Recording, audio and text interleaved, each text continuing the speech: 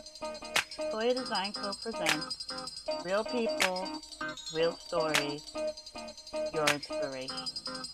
You're watching Raven Maven. Welcome back to another episode of Raven Maven, and I have with me Joe and Angela. And actually, I'm gonna try to do a little different. Just let you guys talk about, who you are. I already said your names, but who you are and what you guys do. So, okay. Please. So I'm Angela. I am an entrepreneur, owner of Milk and Pull, or the other half of Milk and Pull. I also work in advertising. So I'm an entrepreneur and I guess a corporate employee. Doing both. Yep. And I'm Joe, the other half of Milk and Pull, and a dad. You forgot to me. Oh yeah. Yeah. I'm a dad. I'm a mom. So I'm very happy to have you. I've been longing to have Angela and Joe on the show, so I'm very excited today to have you guys. So I want to talk about before you guys start Milk and Pull, what led to that happening. So what was your life like? What you guys? I know you said you were in advertising, and you were in what exactly? Right before I was in finance. Finance. Mm-hmm. Okay, so talk about that and what led to the whole Milk and Pull idea. Okay. So we probably will start even before we got into our corporate jobs. When we were dating, we would always talk about owning our own business. I like y'all so much. and back then, we started just researching and started writing a business plan, just something very informal, nothing. No rush. No time frame on it. It was more so. Let's just put stuff down on paper. We got free time. Right. Let's put some stuff on paper. We were just having fun with it. Right. We're dreaming, one day we're going to be married and we're going to have a business. It's going to be so cool. And then, fast forward, I graduate college, he graduates college, and we start our jobs. Right. And then even while we were still starting our careers and stuff, there was always that in our heads, we got this business plan, let's actually formalize it. So then he started getting really formal with the business plan, and we would spend our weekends going and researching. Right. So going and finding out how much machinery costs, going to a whole bunch of businesses and seeing their operation. And they would let you guys come in and check it out, or no, it was more incognito, I am scoping. We were customers. We would go in. Yeah. I mean, I tell people all the time. We had to visit 50 to 100 cafes. Just wow. going, weekend thing, just going out, seeing other people's operation, seeing why is the pastry case here? Why is the line here? Why is the flow this way? Right. Plus, I talk a lot, so I'm always talking to people hey, me too. Nice to meet you. Talking to strangers. Is this your shop? This is so cool. So then it kind of allowed us to kind of get in there with people. Right. So that was extremely helpful. Yeah. Yeah. I would think so because, I think that's the most critical step that a lot of entrepreneurs skip is the business plan part. Mm-hmm. And I think too because a lot of entrepreneurs people just starting out and they don't really know how to go about doing it. Mm-hmm. But it's the information nowadays is out there, so you could totally, 100%. do it. And you need the plan because it helps guide you to figure out what your goals are going to be and where you want to be in a certain number of years, And it doesn't have to be we didn't do something rigid super at first. super formal. It was the most important thing was, how much money do we need to start?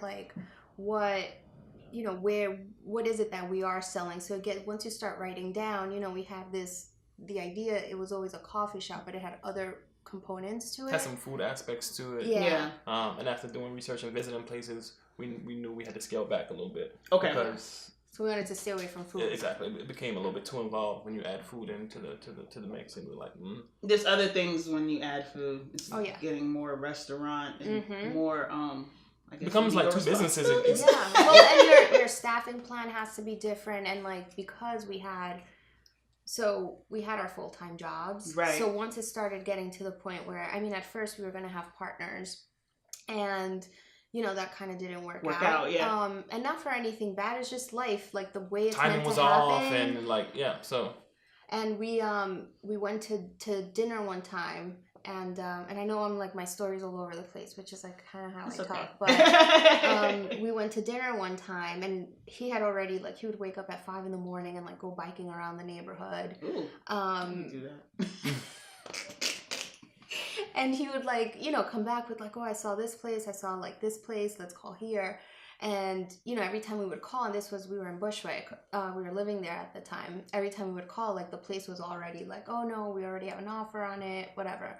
We go to dinner one time to this new restaurant that I had found on the other side of Bushwick, where no one was there yet. Okay. And we're walking to the restaurant, and then we see the space, and there's a sign on the floor, and I'm nosy, so I'm like, there's a sign on the floor. I'm like, call the number. I was like, I don't know, maybe they rented it and they're taking it off, or they were about to put it on. Doesn't matter, just call. Yeah. So we called, and we pitched our project, and she loved it, and there were other projects that were pitched, and she decided our project was strongest, and we got the space. Got the bid. Yeah. Awesome. Yeah. So that was the first one. Yeah. I mean, and in a way too, like, we're so thankful for having her as like our first landlord, because when you're a first time business owner, and you're like, we were young, younger than we are now, and, people look at you and they're like, you don't know what you're doing. Yeah. Right. Have you opened anything before? But we don't know what we're doing. Yeah. That's the truth. Exactly. And she was like, the fact that she was willing to take the plunge with us, that was, it helped that we had good credit too. So, do you think the business plan helped in that situation? Like, when you, I guess, part of the proposal for sure. She actually never saw the business plan. Okay. Since we wrote the business plan, we knew exactly, like, we already had it. Like, I could talk about it all day. Right. So being able to tell her like exactly what the project was kind of simple. So your pitch is ready. So we were kind of ready, and that's a piece of advice for anyone who's trying to go into businesses. Opportunities are always going to present themselves. You got to make sure you're prepared, because you never know when it's going to happen, right? So if I wasn't prepared, I would have lost the opportunity of getting this particular space. Right. So yeah, always being prepared is key. Get prepared, folks. Yeah. Get your elevator pitch ready. So you guys have 3 locations. Yeah. Now. 5 years later. Oh, 5 years later. Wow. June, it'll be 5 years since we opened up the first Wow, one. and this is the critical point, because the 5-year mark. Yeah. Yeah, so this Bushwick, Bedside, and Ridgewood.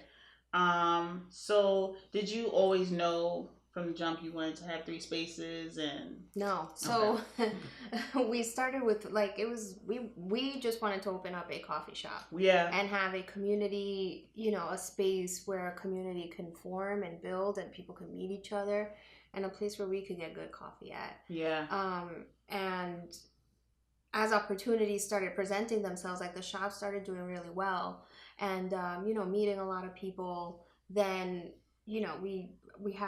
so maybe back up a little bit. When we signed our lease to the space for the first one, like 2 weeks after. Bushwick's the first. Bushwick, one. I figured, we found out that I was pregnant. Oh wow! And we hadn't even started like construction or anything on it, and we were like, oh shit, we're pregnant and we're gonna start a business. All right, fuck it.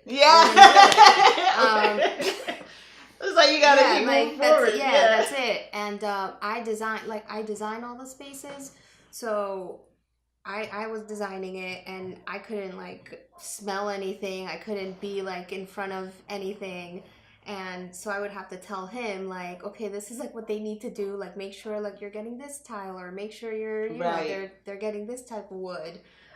So that was a little tough. That's challenging. Yeah. Super. Yeah, that was hard. Yeah. Because you're kind of like, I guess in that little bit of time, you're kind of like doing, she was still doing that job, but like you couldn't be on site. No, because it would make me want to throw up. Yeah. So, yeah. Kudos to you, man. Got through it. So that's great, because like I kind of get a glimpse of, because I was going to ask, like, how is it like working together? Is it very natural, or is it like problematic? To me, it's like me and my boyfriend can't even like work out together. So like I'd be like, let's go for a jog. It turns into an argument. So I'm just really curious because like I'm like, how do it's a little challenging couples?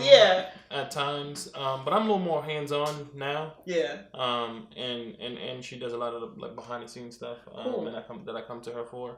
And sometimes there's disagreements, but I think ultimately we know how to come to some type of agreement on most things. So it's not that challenging at all, actually. That's good. And then like it's never like brought to the shop. No, never. No. Yeah, that's great. No. Yeah, because I was reading an article one time of a couple, and they had like a huge textile business, and like she was like, the only thing I'm ashamed of is when we bring it to the office, and like I mean, I think people like we're not perfect, and we try to, but like sometimes when you caught up in the moment, you caught up in the moment. But I think it's great that you guys are able to work with each other. That's awesome because I think a lot of people want to do that. Like they want to have somebody they can trust and confide in and build something with. So that's freaking awesome. I think we just complement each other. Like he has things that I, definitely don't, or that I don't care to have. Right. And I think vice versa. So it works out. Yay! So, where do you guys plan? Like, what are your goals for this year? Since it's your 5th year in business. Man. Pressure. So right now, I mean, we're trying to like add some key elements, like make a lot of menu changes. We're trying to like build a like super strong team. As most people know, in the food industry, staffing is super difficult. Yeah. Keeping a good staff. It's a high turnaround, sure. right? I figured. Yeah. So a lot of times the people we employ are people who are artists typically. Or have some type of like outside work, whether it be they do a lot of freelance work, artists, whatever, and they come and they go. Yeah. So we're trying to figure out different ways to kind of like keep a steady like staff. Right. And Ange has a bunch of ideas of how we can get to that point. Are you guys hiring now? Yeah. Always hiring. They're hiring if you're looking for a job, guys. She actually has a program that she's trying to start to kind of like, I mean, she could talk more about it, but try to get some kids into this training program so that they're super trained, and whether they stay with us or not, but they'll be prepared to go out to your Cafe Grumpy's and then, I mean, whatever type of shops that's out there that's hiring, they're fully trained from us, and they can go out there like baristas and so exactly. Yeah, so one of the things it's like that being in this business that we noticed, there are not many of us in it, and not just from like the staff perspective, but also from like the ownership perspective, right? And then growing up here in New York City, like knowing like especially like a lot of young adults and high school kids, it's like there's you have this thing where it's like you can make like a pretty okay living with being a barista and and actually have, I mean, there's people that compete like that. There could be like a good career for someone that's into it, and just like being able to open up like those as an avenue. Just like options, showing people different options, and so I want to start this program. I mean, I'm still like in the figuring out stages of it, like how do you even start this, how do you find the people, how do you even get kids to want to be involved, maybe even get grant for it too.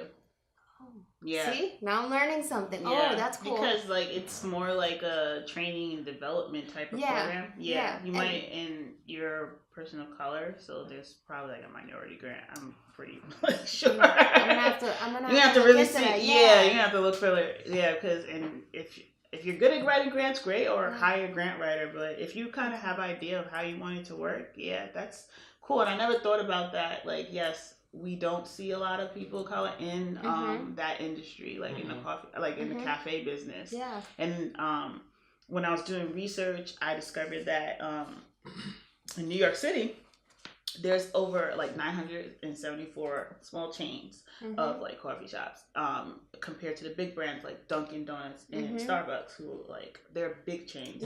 So that's like amazing. That shows how much opportunity there is, and that sector is really grown so much. And these numbers are based in 2013 from the Department of Health. So it probably has grown even more since then. Absolutely. So you guys are part of those numbers. Either one or more shops. Like, so I think a program like that would be definitely amazing, and I hope you guys totally bring that into fruition. I'm working on it. Yeah. Thinking of like that area too, where you guys, the areas that you guys are operating in Brooklyn, which has gone through a lot of gentrification. Yeah. What do you think was the upside to gentrification for your business? I mean, for one, I would say, I mean, just having like a larger customer base, right? Really, but overall, like I don't think, coffee's like, it's universal, right? In a way, like everyone loves to drink good coffee. Yeah. So it's been like, it's just part of like what it's been, but it's also, when I think I'm born and raised here in New York, right? So is he, and it's like changing the city has like, that's always been, it's always been part of the story of the city, right? You have like these waves of migration and trends of certain neighborhoods being this and then changing to something else. So I mean, it's, so long as you're not leaving people behind and figuring out a way like where you're not leaving people behind, that's, and your program kind of would help that. Yeah. I wanted to say that I definitely think when you're running a business and you have a family, it's probably challenging. So like for you, like what are ways that you guys have been able to like manage that, like running the business and managing family? Well, there's always sacrifices, but we involve our daughter in everything. So I think having her grow up seeing like what we do, right, is kind of like the legacy that we're trying to leave for her. But yeah, we,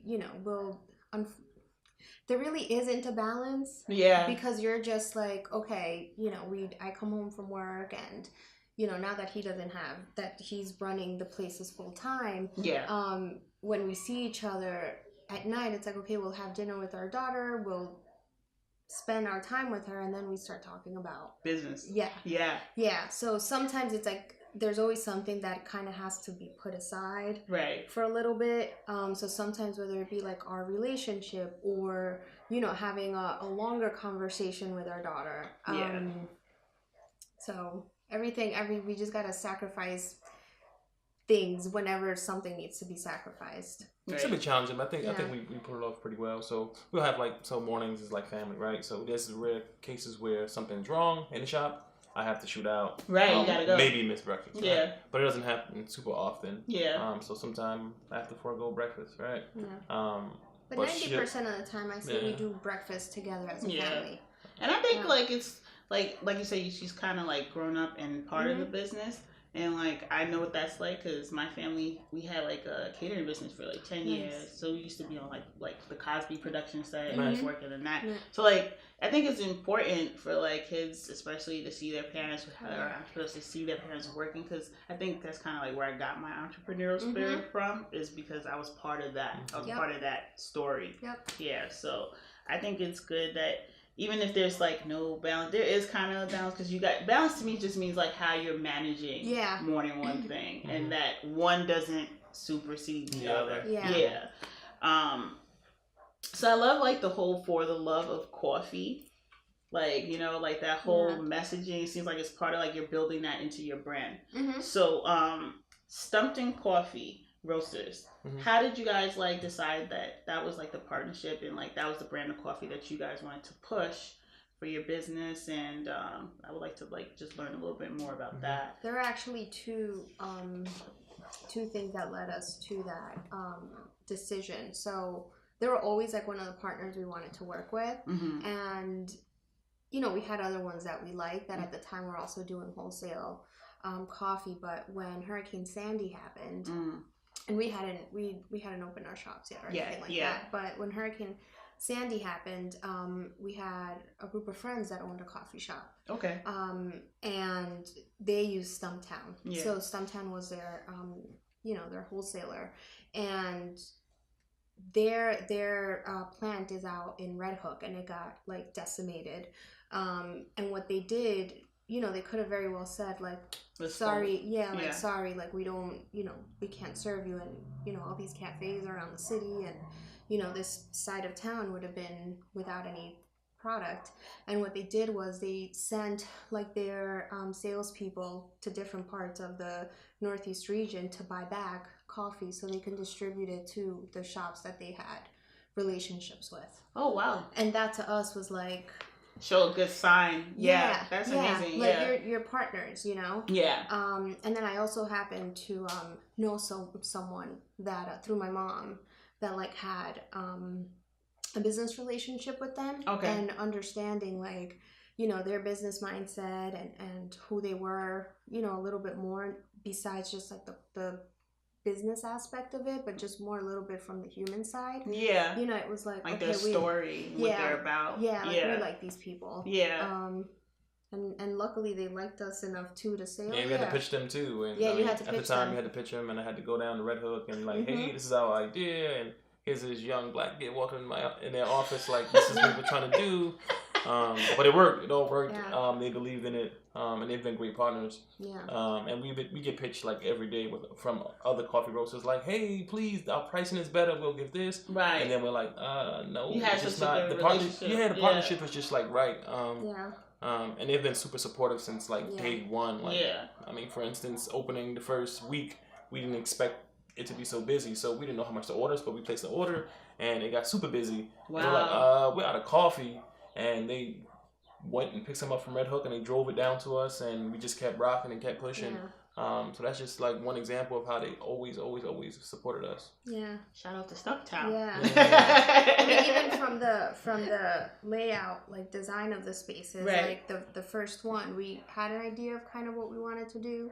And then they came in and they were like, we think you should do this. Yeah, like, no, it's like, make sure like you can see your menu from outside. Make sure you have this, like little things that, we wouldn't have because it's our first shop. It's your first shop, yeah. And they're like, you want your line to go this way, and this is the reason why. So if you have this here, like it's going to flow this way. And that was huge. So it sounds like it's very beneficial for you guys. And do you think it's totally benefited them and their brand? 100%. Because, I mean, we've grown, and of course, I mean, we went from ordering X amount, which was nothing in coffee, and now we're like one of their top accounts. So good. Amazing. Yeah. And see what you could accomplish in 5 years, guys. So would you guys have any advice for anyone else trying to enter the coffee and cafe industry? Like what would you say? Besides, we talked about business plan for sure, but like, what should people expect? Like expectations and so forth. A lot of hard work. A lot of hard work. We didn't get into it, but I had a full-time job while doing the when we started the coffee shop. So first time dad, full-time job, started the coffee shop all at the same time. So it was a lot of running around. Thankfully, you're a real MVP. Thankfully, it worked. It was just like nonstop for like the first 3 years. It was like 7 days a week. It's hard, Like, that's tough. It was like super tough. So expect long hours. I mean, it sounds super cliche, but it's yours, and something goes wrong, it's up to you to make it right. So, expect super long hours. Yeah. I would say I think the one thing when people are opening up any food establishment, everyone's so into like, the space has to look this way, it has to have this, and I can't open with less than $100,000. They start putting like all these things that are basically you're putting your own nose without saying no there. And the biggest advice is like, your space doesn't have to look perfect when you open your doors. It has to look nice enough that people want to come in. Right. But don't spend all your money and all your cash in construction, in putting this together. Like, spend it on the things that are actually going to bring you in money. Customers in, For us, that was, for example, like we had to make sure that we were, we had the best espresso machine because we're selling coffee, so we want to make sure the product was right, yeah. right? So Right. Like, between Stumptown and getting the best bagels, getting the best pastries that were out at the time, so the product was great. Aesthetically, this place wasn't bad, but we didn't have any floors, right? So we painted some subflooring or something like that just to keep the cost down. Yeah. But it worked. And no one I don't think anyone noticed, cared right? or noticed. It's the things, yeah. Like, do I care about the floor? Or do I care about the cup of coffee that I'm getting? I think the coffee kind of outweighed what the floor looked like. That's what they're here for. But I think we put these roadblocks in front of us. It's like, no, I can't open the door if the floor is not done. Yeah. And it's like, you still gotta pay rent. Yeah. You got the space. Exactly. So we thought it was a good idea to reinvest into the business. So as the business was making money, now we can reinvest back into the business. Right. And it kind of helped out because we both kept our jobs. So it was challenging in the sense that you don't really have, like, you're working a lot of hours. Yeah. But I think it was, if I had to do anything, like, I wouldn't change that because it allowed us to reinvest back into the business a lot faster since we didn't rely on the money. As a salary, like to pay yourself. Yeah. Which is kind of good because I like, for me, like, if I'm gonna pick a part-time job, it's to work for yourself. Why not? Yeah, exactly. Yeah, but you're already working long hours for another company. So that's like a no-brainer to me. Yeah.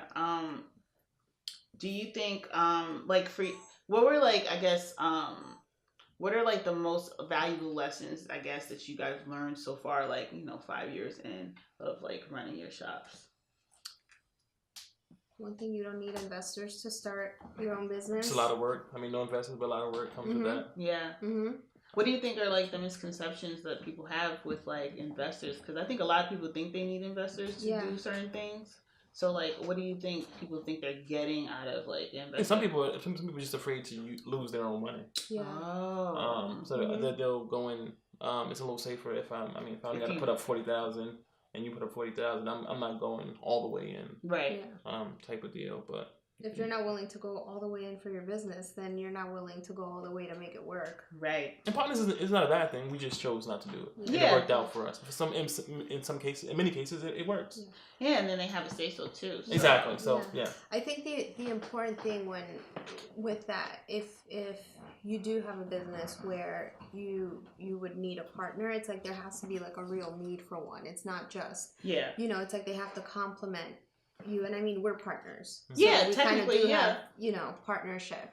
But it has to be someone that complements you. So if you're an artist and this is what you do, then you're gonna start a business. Maybe you need the person that's business minded and that has the business experience to actually help you build that. So it's just getting very clear about why you need an investor, what their role is going to be. What you're going to give and what they're going to give you, like understanding that relationship. Exactly. I think that's really good points to make. And then not to be afraid. Yeah. It's just like... That is like say it loud, Ange, like... Don't be a punk. Go for it. Go for it. Because, like, like I was saying, a lot of people, I think, want to implement change in their life, but, like, they're scared to take the step or they're scared to fail. And but there is no failure. You just learn. Yeah. And I think for me, like, the biggest... Like you said, the biggest thing about failure is, like, the lessons that you learn. Yeah. And sometimes they're like more valuable than even like, okay, like you said, like somebody could have started the same type of business you guys are in and like lose everything. Yeah. But I'm pretty sure they're going to learn a lot from the whole experience. 100%. It's happened. I mean, in all the locations we opened, pretty much all of them, there's been people that's come in after. We're still open and some of them are not around. Wow. And part of it wasn't genuine. I think they were just trying to cash in on what was going on at the time. You know what I mean? Because it was a trend, I guess. Like a lot of independent coffee shops. Yeah. That's the other thing. It's do something that's actually authentic to you. Right. That you actually have like a love for, a curiosity for, an interest for, rather than just riding a wave. We didn't start this business because we were like, oh, we want to make money. Yeah. We had jobs. Yeah. We started this business because passionate about it. There was a passion and there was a love. And I think when you start something with that love and that passion and it's something authentic to you, like there's no way it won't work. Speaking of like passion and like a love and like I hear like a lot of keywords that you guys are saying, like community, what is like I guess the most I don't know, I guess I would say beautiful thing about having a coffee shop that you get to witness all the time. Like, you know, I guess that whole experience of like, not, yeah, you're serving somebody a product or a service, but like, you know, they have this space that they could come to and they could feel comfortable and then they could get something that brings them joy. Mm-hmm. So what is it like for you guys to see that, oh, wow, I really have a place like this and it's offering this to people? Like, how does that feel for you? I mean, it feels amazing. Like to you know, walk by the shops and go inside and see people that, for example, are using our shop to work on their dreams. So whatever it is that they do, they're writers or, you know, they're trying to start their own, you know, small business or something, they consult, whatever it is, like to have them, to see them working on that craft, like in our space. In your space, yeah. Yeah, is, you know, it's pretty satisfying.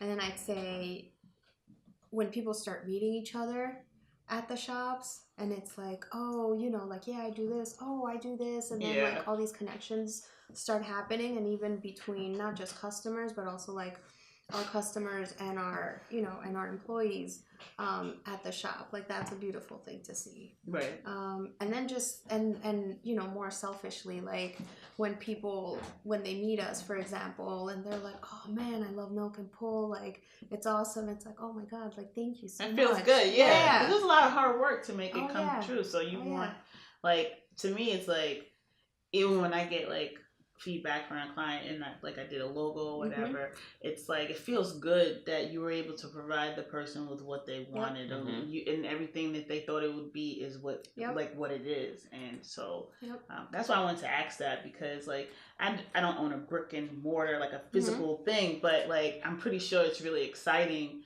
to like feel like you're providing like this space for people, you know? First time we had like, what was it, like first time we had like 20 customers. We were like, oh my gosh. It was like 35, I think, the first day. Yeah. I actually took a snapshot of like the POS, like, oh, we served X amount of people. That's like, 35 people came in. And now it was just like, oh man, we're super busy, we're swamped. I didn't have time to look up for a couple hours. But I'd rather like that. No, just a transition. Like it's so for 5 years, right, it's kind of crazy. Right, yeah. You're just sitting there and you're like, oh, people gonna come in. Then they come in. You're like, yes. You try to hold them in there. Mm-hmm. Do you guys think you'll open more stores or? I mean, I can't predict the future, so we have plans of building other businesses. So there's definitely like a lot of other things we want to do. It doesn't necessarily have to be another cafe. Yeah. Okay. Yeah. So I have a lot of ideas. I can see it, girl. You dripping ideas right now, like. So that's great. What is like? I want to know, what is like your number one seller in like your coffee shop? Like the product that I know it's coffee, but like. What kind of like coffee? Is it espressos or like lattes? It all depends on what shop too. So every shop is. So we'll do each location. So starting with your first. So with Bushwick, I would say for food, it's definitely the roasted bush sandwich. Okay. And for beverage, I would say it's definitely cappuccino. Oh, okay.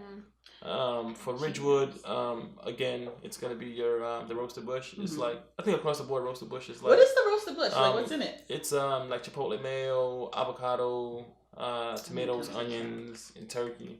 I need to come to the shop on a bagel. On a bagel, actually. So it's a bagel sandwich. It's so good. The first time I came, it was an event. Oh yeah, no, yeah, and it was good because like you had like, I didn't know what coffee cupping was, so like that was wonderful. But like, but not to cut you off, let's continue. So, roasted bush again. I would say latte is like definitely like a top seller. Okay. Ridgewood. And then if we go over to Bed-Stuy's menu is a little different. I would say they're the avocado toast, the top seller, and then I would say summer months, our matcha Mai Tai is like a hit. It's like matcha with pineapple juice and orange juice. Really and just the way it's prepared is super like fresh and like delicious. It has like a mint leaf. Yeah, it's super beautiful. Light. It's a really nice drink. We one of our old baristas came up with, and it's a hit. So we plan on having it across all 3 of them come this summer. And it's, I mean, the bad thing is it's seasonal. Yeah. But when it's out, it's like definitely a hit. Yeah. And do you guys, for the food, do you guys use like local farmers or like, you know, how do you guys? So everyone that we work with, they're all local Brooklyn businesses. So cool. From our bagels to the pastries we get, you know, everyone's local. Like we try to keep it in the family. Yeah. I mean, you have to support each other. That's how like businesses thrive. So. Yeah, I think a lot of people don't realize, like, you know, that especially like that type of business. I definitely think it's totally like a community. Oh yeah. Absolutely. Yeah. Oh yeah. So that's really all the questions I have. But I would like for you guys to just tell the audience where they could follow you guys and keep up with everything going on with Milk and Pull. So Instagram, it's at Milk and Pull. And obviously we have our website, milkandpull.com. Yes. But Instagram is the place to be if you want to, like, you know, see what's happening daily. Yeah. And hashtag Milk and Pull when you go. Yes, hashtag Milk and Pull, guys, and go grab a cup of coffee. I need to do and that. A roasted and you guys can like and follow Toya Design Co. at Toya Design Co. on Instagram and also on Facebook. And you could also make sure you like, subscribe, and like and share this video with your friends. And that's it. Thanks for watching. Thank you guys for coming. Thank you so much. It's awesome. This is great.